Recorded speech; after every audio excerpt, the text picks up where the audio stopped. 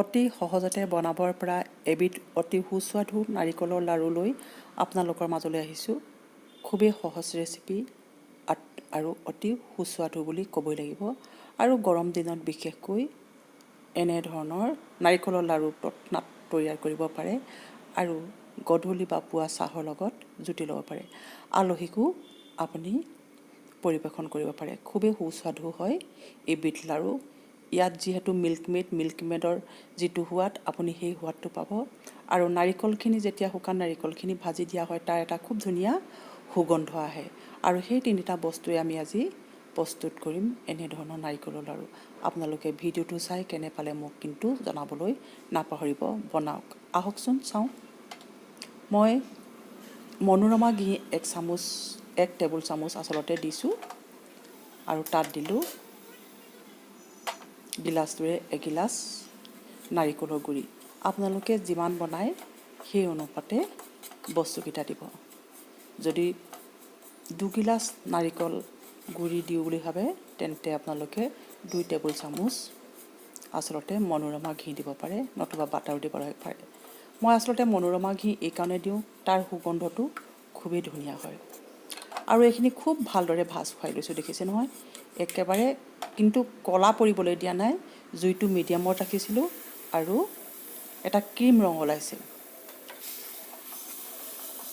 মই কাপটোৰে আধা cup Milkmaid লৈছিলোঁ, তাৰ আধাটোৱে প্ৰায় 2 টেবুল চামুচতকৈ বেছিহে লাগিছে। আপোনালোকে চাই ল'ব পৰিমাণটো। যেতিয়া মিল্কমেডখিনি ভাজিব লাগে খুব ভাজি ল'ব ধুনীয়াকৈ, আৰু আঠা ভাৱ এটা আহিব। কিন্তু শুকান যেন দেখে, আচলতে এইটো এটা আঠা ভাৱ আহিব। যদি আপুনি অকণমান কম দেখে, আঠাটো আপোনাৰ কম হয়, তেন্তে অলপ মিল্কমেড দি ল'ব আৰু জুইৰ ওপৰত অলপ তুলি দিব তেনেদৰে। এয়া দেখিছে, মই যেতিয়া মঠি ল'লোঁ খুব কোমল হৈ থকা নিচিনা দেখিছে নহয়নে। আচলতে নাৰিকলৰ তেল আৰু ঘিউ সংমিশ্ৰণত তেনেকুৱা এটা আহিছে।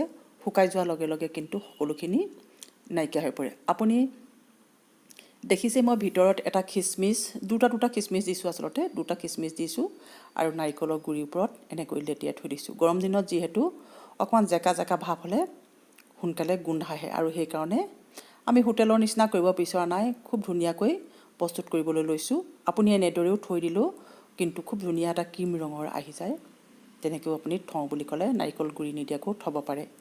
খুবেই সুস্বাদু হয়। আপুনি এবাৰ বনাই খাব, তেতিয়াহে আপোনালোকে ক'বলৈ নাপাহৰিব যে ইমান সহজতে এটা সুন্দৰ ৰেচিপি তৈয়াৰ হৈ গ'ল। দেখিছেই, খিচমিচ, কাজু আপুনি যি মন পচন্দ তাত দিবও পাৰে বা নিদিবও পাৰে, আৰু গুড়ি লগাবও পাৰে বা লগাব নোৱাৰিলেও কোনো কথা নাই। যিসকলে ভিডিঅ'টো প্ৰথমৰ পৰা শেষলৈকে চাই আছে তেওঁলোকলৈ বহুত ধন্যবাদ।